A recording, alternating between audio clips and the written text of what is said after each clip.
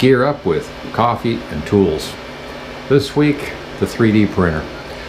I'm going to review the CR10 printer because this one here was sitting for about a year not used and then fired back up. The problem, we'll get into it, I left the spool out for a whole year. Yep, and it turned almost to powder.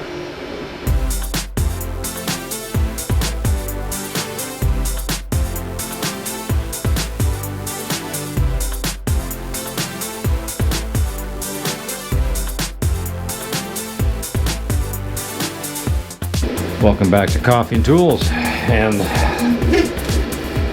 one of the problems when they get really hard and brittle like it did, it broke inside the Bowden tube here, which feeds to the extruder, or the nozzle. And so what happened was I had problems trying to get it out. I would heat the nozzle up, I still couldn't get the plastic out. Tiny little pieces of shards were breaking off when you pulled on it, so you couldn't get the whole thing out. Just the last week or so, I finally unscrewed both ends of this, took the whole Bowden tube out, opened it up, and I was able to take another piece of the plastic and push it down through to try to clear it. Then I cranked the nozzle up, of course, at 210 Celsius, and kept pushing until we finally kind of cleared it a little bit. Then I put everything back in, put a fresh spool on. And really, that's not the whole thing of it. The machine is filthy, it's covered in dust, been sitting for almost a year, and a lot of reasons for it. I won't get into this. This past year was pretty rough, but I didn't really have a lot of time to deal with this. And so I thought, well, you know, sitting all that time, I don't know. So I went ahead and uploaded a file, put it in the machine to make something, and you know, it produced the part immediately without any problems at all.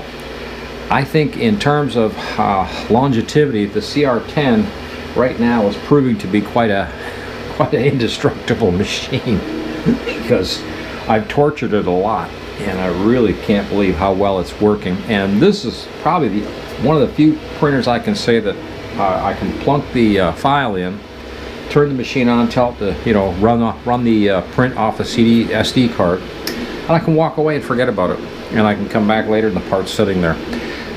No adjustments, no fiddling, no worrying, no sitting there trying to stop and restart or something. This has been the case for a long time, but after sitting for so long with the old plastic jammed in there, it wouldn't come out. I thought I've really tested this product now. Let's find out if, you know, if she can still do the job.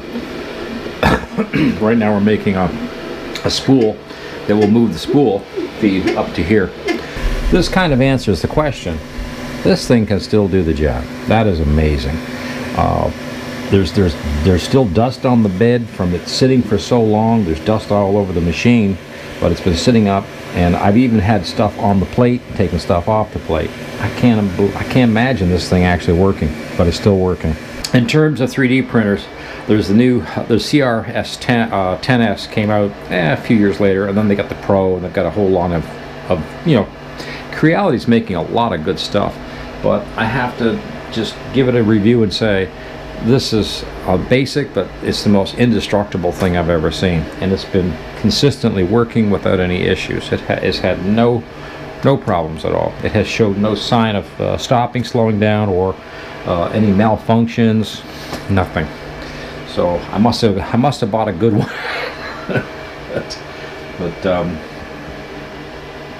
this week I've already run several parts off, and I'll show you what I made this week because it was just a minor thing, but it was the very first print from having that jam up. So as I was saying, it was jammed up pretty bad, and I actually banded it. This is a little piece here, a little project, and what it does is it goes up in the top here like this, and the problem was it interfered with this, so I made a smaller one that fits perfect and allows me to use the function that this one was actually made for, unfortunately. And you can see the surface, it's pretty shiny, it's pretty smooth, and it really came out really nice. It was a good print, but you can even see the old black stuff that was jammed in there some of it still came out in the print when I finally did get it unjammed and started running this new blue through.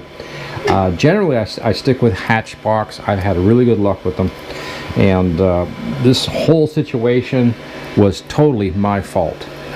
We live in a very humid area, and so this is like a nightmare for a 3D printer because the humidity is so bad around me. I'm in southern Georgia. It's humid year-round, and so just to see this printer up and running like this told me, I says, you know, we need to do a little review on the channel and just talk again about 3D printers in general, projects, whatever, and just look at this thing and say, you know, it still works, it's still accurate. I haven't had to re-level the bed, nothing, and it still works just fine. So that's for the CR10. I'd say that is still a pretty amazing machine. Now this came off of Thingiverse. So I noticed when I went back in, took a look at this, the guy's files, he does have the smaller knob there available for you, the STL file. So you can get it. It's just I had went ahead and made the big one, not realizing that this wasn't long enough here to clear the top here. In order to clear this, you know, I would have liked to have had it extended up like that or something where it could reach up here and do it. The next project is this piece here, which I'm doing, and that's going to go up top here, well, right in here, and the spool will be located at the top and come down and go through my little wheel here and then through. Hopefully it'll be a good application and I'll be able to get it off the machine. The final clip, got the spool up here now, and what I like about the spool here is that I used to have to pull this side of here in order to store the spool so that it wouldn't go bad like what did happen, and my hand would constantly run into the spool when it was over here. So now it's up here, I've got lots of access to crank this and pull it back, heat it up, get it out of there, clean it up. It's awesome compared to what I had, I believe. So this gets it up out of the way. This was the finished print. Took about 6 hours, maybe 7 hours, and it clipped into the top rail, so it's great. Happy with that. Very sturdy, very tight, and so hey, that's where we want to be. So this week at Coffee and Tools, the CR10. Apparently it's indestructible. Who knew? Thanks for watching, guys. Bye bye.